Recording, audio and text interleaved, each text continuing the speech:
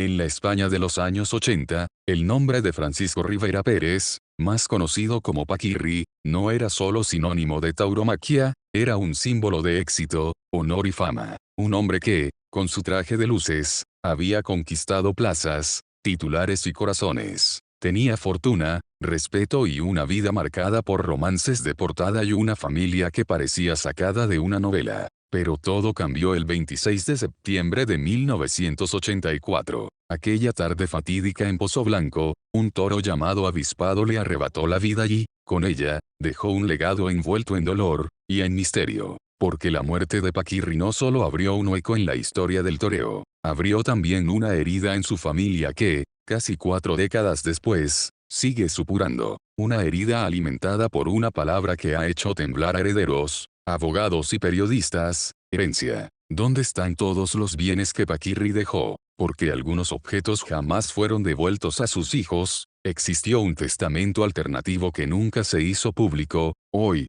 vamos a sumergirnos en un relato de amores, traiciones y documentos ocultos. Un viaje donde la realidad y la sospecha se entrelazan, y donde cada pieza encaja, hasta que descubrimos que algunas nunca aparecieron. Era un día caluroso, pero en el ambiente flotaba esa mezcla de emoción y tensión que solo una tarde de toros podía despertar. Paquirri, experimentado y consciente de los riesgos, se preparaba en el callejón con esa calma fría que solo los grandes matadores tienen. En las gradas, el público lo aclamaba, ignorando que estaban a punto de ser testigos de la tragedia que marcaría la historia de España. En el tercer toro de la tarde, un astado de nombre Avispado, negro y con mirada desafiante, entró en la arena. El encuentro fue rápido, pero mortal. Una cornada profunda en la pierna derecha provocó una hemorragia masiva. El traslado fue urgente. Las crónicas de la época narran cómo, incluso en la ambulancia, Paquirri mantenía la entereza,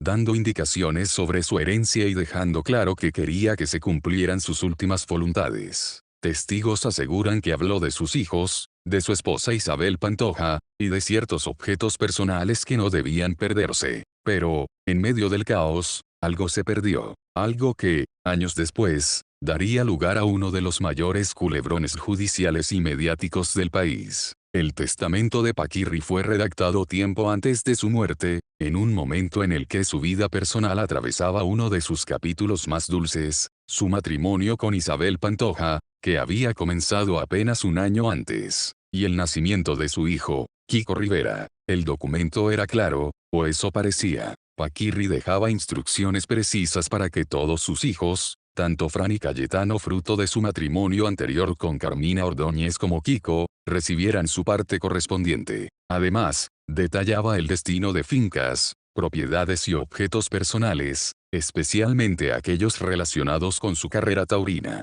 Entre esos objetos, figuraba algo muy concreto: sus trajes de luces, sus capotes, fotografías y trofeos, y una misteriosa caja fuerte, cuyo contenido exacto solo él conocía. La familia creyó que todo quedaría protegido. Sin embargo, cuando llegó el momento de ejecutar el testamento, comenzaron las discrepancias. Fran y Cayetano, que entonces eran muy jóvenes, dependían de su madre, Carmina, para representarlos. Y Carmina no tardó en advertir que no todo lo que el testamento detallaba había sido entregado. Los trajes de luces, que debían ser repartidos, permanecieron en poder de Isabel Pantoja. Algunos trofeos nunca aparecieron, y de la famosa caja fuerte, oficialmente, nadie supo dar explicaciones. Lo que más intriga ha generado a lo largo de los años es esa caja fuerte mencionada en el testamento. Los rumores han sido constantes, algunos hablan de documentos comprometidos,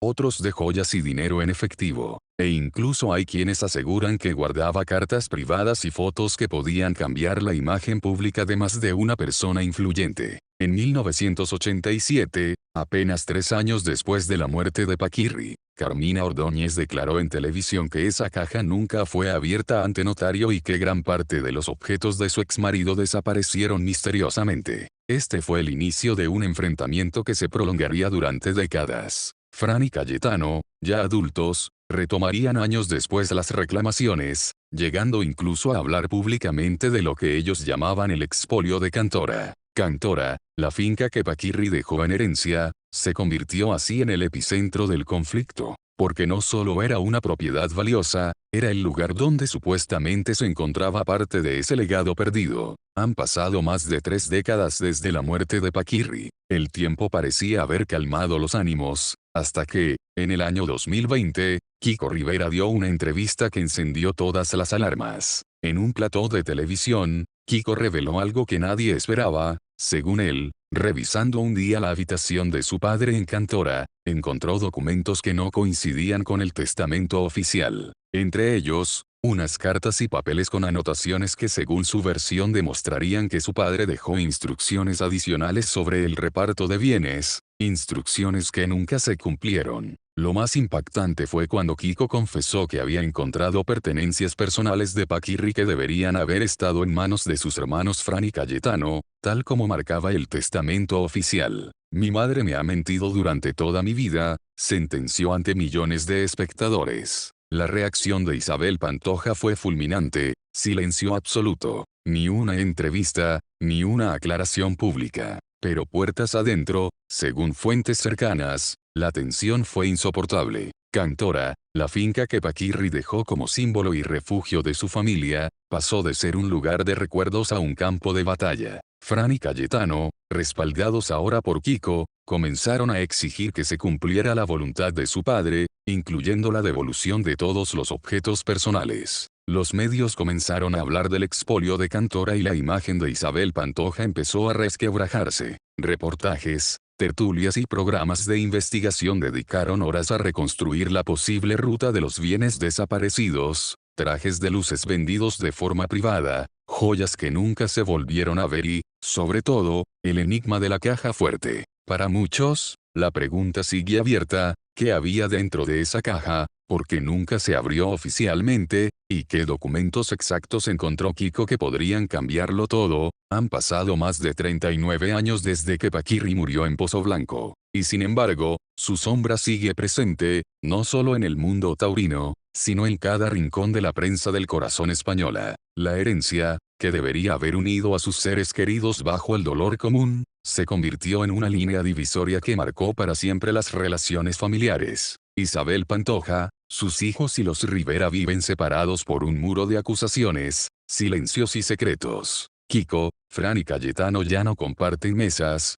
ni navidades, ni recuerdos felices. Cada uno guarda su versión de la historia, pero ninguno parece dispuesto a dar un paso atrás. Y mientras tanto, el testamento secreto sigue siendo un fantasma que ronda las paredes de Cantora. Unos dicen que no existe, otros aseguran que sí, que fue escrito de puño y letra por Paquirri en los días previos a su última corrida, sabiendo que algo malo podía pasar. Lo cierto es que, si ese documento saliera a la luz, podría cambiar el reparto de bienes, alterar herencias ya adjudicadas y derrumbar la imagen pública de Isabel Pantoja. Y tal vez por eso, tantos años después, todavía no hemos visto nada. En esta historia no hay héroes claros ni villanos absolutos, solo una familia marcada por la tragedia, el amor, la ambición y, sobre todo, por un secreto que quizás nunca conoceremos. Y aquí es donde os pregunto a vosotros, ¿creéis que ese testamento secreto existe? ¿Pensáis que algún día saldrá a la luz? ¿O morirá con los que aún lo guardan?